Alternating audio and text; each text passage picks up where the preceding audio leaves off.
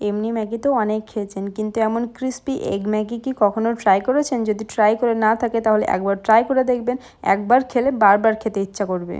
এই রেসিপি বানানোর জন্য প্রথমে নিয়ে নিয়েছি একটা কড়াইয়ের মধ্যে সামান্য জল দিয়ে দিয়েছি। জলটা গরম হয়ে গেলে ম্যাগিগুলোকে দিয়ে দিচ্ছি।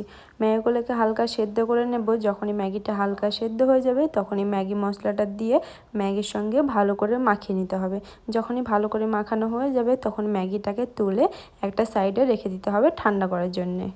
আজকের স্পেশাল জিনিস ডিম, তাই ডিমটাকে ভাজার জন্য প্রথমে কড়াইতে একটু তেল দিয়ে দিচ্ছি। তেলটা গরম হয়ে গেলে দুটো ডিম ফাটিয়ে দিয়ে দিচ্ছি, আর দিয়ে দিচ্ছি অল্প একটু লবণ, জিরা গুঁড়া, ধনে গুঁড়া, লঙ্কার গুঁড়া। তারপর ভালো করে মিশিয়ে নিয়ে কুচি কুচি করে ডিমটাকে ভেজে নেব।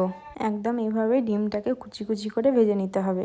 তারপর আবারও ডিম ভাজার কড়াইতে দিয়ে দিচ্ছি অল্প একটু তেল। তেলটা গরম হয়ে গেলে দিয়ে দিচ্ছি পেঁয়াজ। তারপর পেঁয়াজটাকে হালকা ভেজে দিয়ে দিচ্ছি লঙ্কা গুঁড়ি পেস্ট, আদা রসুন পেস্ট, টমেটো, জিরা গুঁড়া, ধনে গুঁড়া, অল্প একটু লবণ আর জল দিয়ে টমেটোটাকে ভালো করে গলিয়ে নিতে হবে।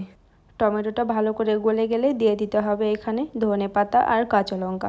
তারপর ধনেপাতা আর কাঁচা লঙ্কাটাকে ভালো করে মিশিয়ে নিতে হবে, আর মেশানো হয়ে গেলে এখানে দিয়ে দিতে হবে ঠান্ডা করে রাখা ম্যাগি আর ডিমটাকে। তারপর ম্যাগি আর ডিমটাকে মশলার সঙ্গে খুব ভালো করে মিশিয়ে নিতে হবে, আর মেশানো হয়ে গেলেই তৈরি হয়ে যাবে আমাদের দুর্দান্ত স্বাদের ক্রিস্পি এগ ম্যাগি। এই ম্যাগিটা একবার খেলে নর্মাল ম্যাগির কথা হয়তো আপনারা ভুলেই যাবেন, এতটাই টেস্টি হয় খেতে। এই রেসিপিটা আপনাদের কেমন লাগলো প্রতিবারের মতো কমেন্টে জানাতে ভুলবেন না। আবারও আসবো নতুন একটা ভিডিওতে নতুন রেসিপি নিয়ে। আর এরকম রেসিপি ভিডিও দেখার জন্য ফলো আর সাবস্ক্রাইব করতে ভুলবেন না।